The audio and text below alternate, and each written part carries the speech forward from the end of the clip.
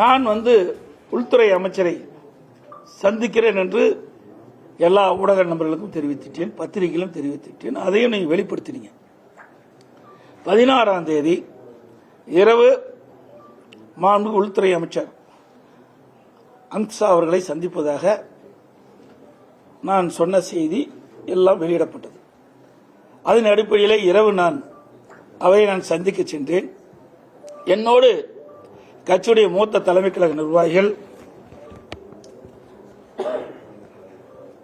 எங்களுடைய மாநில உறுப்பினர்கள் எல்லாம் சென்று அவர்களை சந்தித்து விட்டு வந்தேன்.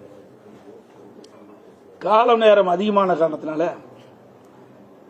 அப்பொழுது எங்கோடு இருந்தவர்கள் எல்லாம் 10 மணிக்கு நீங்கள் செல்லுங்கள், நான் பேசிவிட்டு வருகிறேன் என்று சொன்ன பிறகு அவர்களெல்லாம் சென்றார்கள். நான் காலையில் மரியாதைக்குரிய மாண்புமிகு இந்திய நாட்டுடைய குடியரசு துணைத் தலைவர் அவர்களை நேரடியாக ஒரு இல்லத்தில் சந்தித்து அவருக்கு வாழ்த்து கூறினோம். நானும் என்னோடு எங்களுடைய கட்சி மூத்த நிர்வாகிகள், மாநில உறுப்பினர்கள் சென்று அவர்களுக்கு வாழ்த்து தெரிவித்தோம். அப்பொழுதும் நான் அரசாங்க காரில் தான் பயணம் செய்தேன். இதையெல்லாம் திட்டமிட்டு பத்திரிகைகள், ஊடகத்தில் செய்தி வெளியிடுவோம் என்று நன்றாக தெரிந்துதான் தமிழ்நாடு இல்லத்தில் இருந்து அரசாங்கத்துக்கு சொந்தமான காரில் தான் நான் துணை ஜனாதிபதியை சந்தித்து பேசினேன். பிறகு மரியாதைக்குரிய உள்துறை அமைச்சர்கள் இரவிலே சந்திக்கின்ற பொழுதும் நானும் என்னுடைய மூத்த கட்சி நிர்வாகிகளும் என்னுடைய காரிலே, அரசாங்க காரில் தான் நேரடியாக உள்துறை அமைச்சர் வீட்டுக்கு சென்று அவரை சந்தித்தேன்.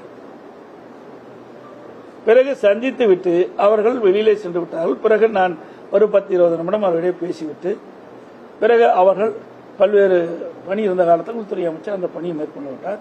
நான் வீட்டிலிருந்து வெளியில் ஒரு காரில் என் முகத்தை துடைக்கிறேன். அப்பொழுது அதை எடுத்து அரசியல் பட்டியலில் வெக்கமாகவும் வேதனையாகவும் இருக்கு. தமிழ்நாட்டிலே ஊடகம் பத்திரிகையும் இந்திய நாட்டுக்கு ஒரு முன்னுதாரணமாக விளங்கக்கூடிய பத்திரிகை ஊடகமும் இப்படி தரம் தாழ்ந்து இதை வெளியிடுவது எந்த விதத்தில் சரியா இருக்கு? சிந்தித்து பாருங்க. இதையெல்லாம் உங்களுக்கு பரபரப்பான செய்தி கிடைக்கவில்லை என்ற அடிப்படையில் இந்த செய்தி வெளியிடுவது எப்படி ஏற்படும்? சிந்திங்க.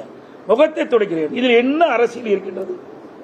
நான் வீட்டுக்கு செல்கின்ற பொழுது, மாண்புமிகு உள்துறை அமைச்சர் வீட்டுக்கு செல்கின்ற பொழுது அரசாங்கத்துக்காக தான் சென்று எல்லா ஊடகத்திலையும் பத்திரிகையும் செய்தி வந்தது.